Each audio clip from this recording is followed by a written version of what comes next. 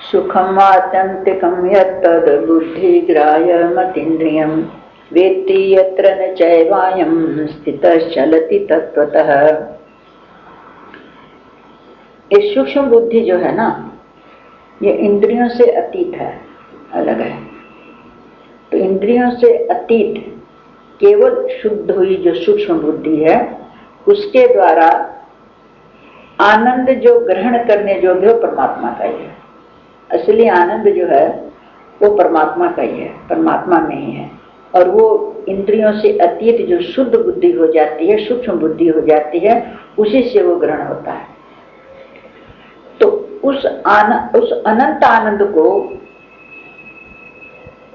जिस अवस्था में अनुभव करता है, एक अवस्था होती है, जिस अवस्था में अनुभव करता है और जिस अवस्था में स्थित होकर के योगी परमात्मा के स्वरूप से विचलित होता ही नहीं, उस अवस्था को प्राप्त हो जाता है, तब ये योगी विचलित नहीं हो सकता। फिर कितना भी उसको सुख की वस्तुएं मिले, वो आनंद को नहीं छोड़ता। क्यों? जो बाहर में उसको जो सुख, बाहर की वस्तुओं में जो सुख मिलता है वो भी परमात्मा का ही है। तो बाहर का वस्तुओं का भी सुख भोगते हुए उसकी ये धारणा बनी रहती है, ये सब परमात्मा का सुख है, परमात्मा से अतीत कुछ रहता नहीं। तो सूक्ष्म बुद्धि है तो उसको पकड़ती है, स्थूल बुद्धि स्थूल वस्तुओं को पकड़ती है, और सूक्ष्म बुद्धि है तो सूक्ष्म वस्तु को पकड़ती है। तो ये जो संसार के जो सुख है ना, इसमें भी ओतप्रोत तो परमात्मा ही है। तो सूक्ष्म बुद्धि जो है वो उसको पकड़ती है। जैसे बालू में चीनी मिल गई, हाथी नहीं निकाल सकता, चींटी निकाल लेगी। तो इसी तरह से सारे संसार में सुख जो दिखलाई पड़ता है वो परमात्मा का ही सुख है। लेकिन वो जो सूक्ष्म बुद्धि है, इंद्रियों के आश्रित नहीं है ना, जो बुद्धि इंद्रियों के पदार्थों के, उसके अंदर जो तत्व उसके आश्रित है, तो वो तत्व को पकड़ती है, उसी में आनंद मानती हो। फिर बाहर के जो है ना सब, उसको विचलित नहीं कर सकते, उसको हिला नहीं सकते हो।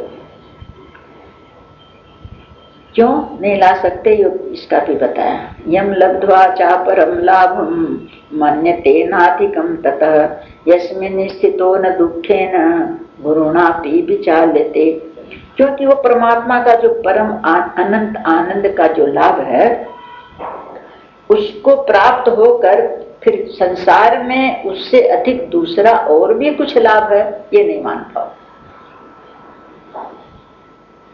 जिसने मिश्री का स्वाद चख लिया, फिर वो और भी किसी चीज में स्वाद उसके अलावा है, वो नहीं मानता हो।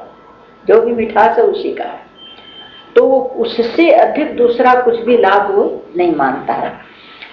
क्योंकि परमात्मा की जो प्राप्ति है, वो जो लाभ है, वो जिस अवस्था में प्राप्त हो जाता है, जिसको उसमें उस आनंद के अवस्था में जो स्थित योगी होता है, वो बड़े भारी दुख से भी चलायमान नहीं होता।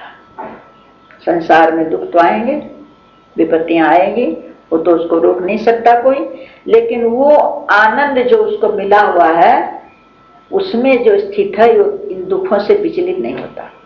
जैसे आंधी बाहर आती है, तूफान आया बाहर आएगा, लेकिन जो अपने घर में बैठा है वो उसको मजा तो देखता तो रहेगा, भाई आंधी है, तूफान, अनुभव होगा उसको, लेकिन वो अपने घर में सुरक्षित रहेगा। इसी तरह से ये संसार की आपदाएं विपदाएं जो आती रहेंगी, लेकिन वो अपने जगह पर रहेगा, वहां से विचलित नहीं होगा, उसके अनुसार सब कर्म करेगा। भगवान के इतना जो था, कृष्ण भगवान के मरना जीना तो सबका ही लगा रहता, तो सब करते थे। ससुर जी मरे तो रोए भी बहुत थे, वो तो रोए थे, लेकिन कहां से रोए थे? ऊपर ऊपर से रोए थे। तो वो संसार के जो सारा व्यवहार करेगा, लेकिन वो अपनी जगह से नहीं हिलता, घूम फिर के स्थिति उसकी वहां बनी रहती है। तो उसको बड़ा भारी संसार का जो दुख है ना, वो भी उस लाभ से उसको वंचित नहीं कर सकता, वो अपने परम लाभ में रहता है। ये सूक्ष्म बुद्धि है, इंद्रियों के आश्रित नहीं है, इंद्रियों से अतीत। इंद्रियों के आश्रित जो सुख, उसको आनंद नहीं कहा जाता, उसको सुख कहा जाता। सुख के आप पीछे दुख है, सुख दुख लगा ही रहता। तो इंद्रियों के आश्रित, इंद्रियों से जो भोग मिलते हैं उसको वो आनंद नहीं मानता।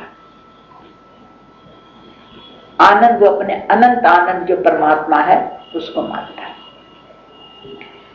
तो फिर संसार में दुख सुख आते हैं तो उसमें विचलित नहीं होता, उसको हिला नहीं सकते।